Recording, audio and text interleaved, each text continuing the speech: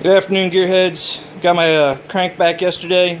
It did clean up at 1010. He said it was about a half thousandths from the high side, which is going to be fine. It's forged crank. It'll grow a little bit.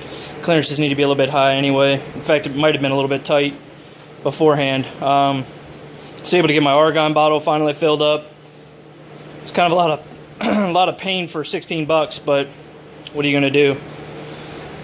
Because I didn't know what the crank was until Friday. I wasn't able to order parts or anything, so not really much of anything I can do today with the engine.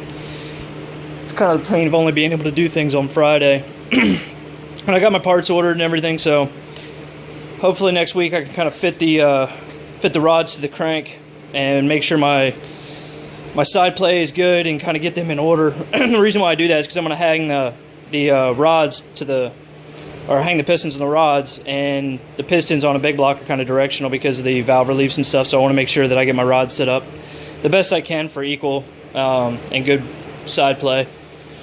So today I'm going to work on the fender. I pulled it off just a couple minutes ago. I mean, as you can see, there's a couple little dents in it here and there, which really I'm not that worried about. There is... it's kind of hard to see. You can see that there's some rust down there on the bottom. I'm going to strip all that and find out how bad it is. The hole and stuff on the bottom seems to be in pretty good condition, and it seems to be just full metal. It's not like something that somebody patched in there or whatever. I got these fenders from a guy in Atlanta some time ago, and he said, at first he said they were NOS, and he said they were takeoffs. Looks like to me they were takeoffs. They've got a couple layers of paint on them. One of them had some plastic in it, and she's drilled for the 283 emblems, but they're in pretty good condition.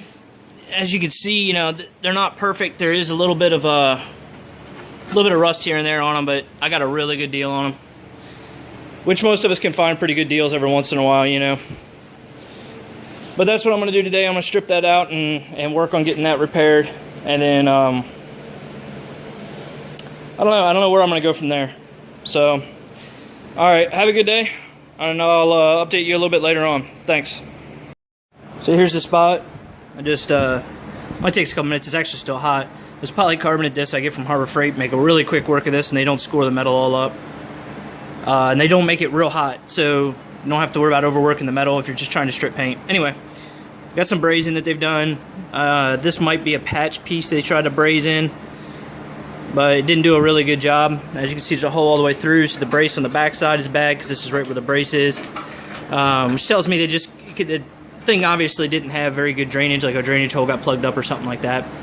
That's still a little bit of plastic. There's a good skim coat. I mean, it looks like somebody did a really bad job, but by the looks of the amount of plastic that was actually in it, I'm going to say that this was probably a pretty good repair, but it was probably a pretty good repair back in like 1970 something, and it's just, outlived its capability to hold. So I'm going to take and cut out a piece that's, a little bit bigger than this. I'm going to try to save this bottom. I made another one of these. I think there's video on that. If not, there's definitely some pictures.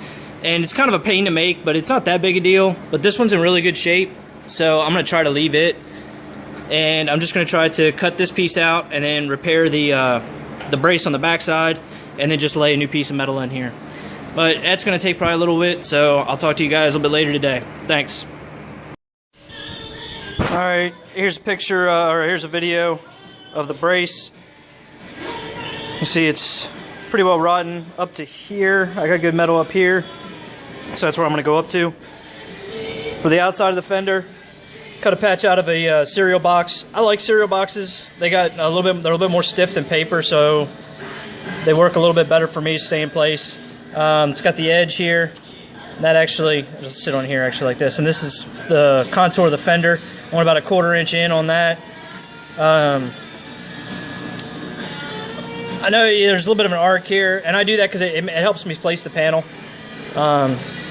If you have straight edges, it tends to want to fall in. It's kind of hard to place, especially when you're doing this by yourself. And I like to use magnets and stuff on a lot of these panels because I don't like to have a gap large enough for the butt clamps. So for the patch for the brace here, I'm using the forward piece of a rocker panel. It's thicker. I think you could probably get away with using sheet metal for this, just like 20 gauge or whatever you got. But I like to use something a little bit thicker when I'm doing braces. This is the first piece I've made for it. I took a piece of the, actually it was a piece that was sitting on, it's coming off the top here and extended past. I cut it off and then flattened it out, and then bent a lip down this edge here. There was the flat edge on it, or the straight edge. Then I marked it. I laid the piece up here.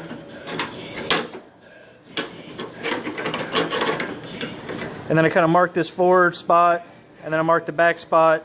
Then I just kind of looked at it and just drew it. And a lot of times I draw it a little bit big and then I go and trim, but this one actually fit pretty well right on. If you can tell, there's a little bit of hanging over.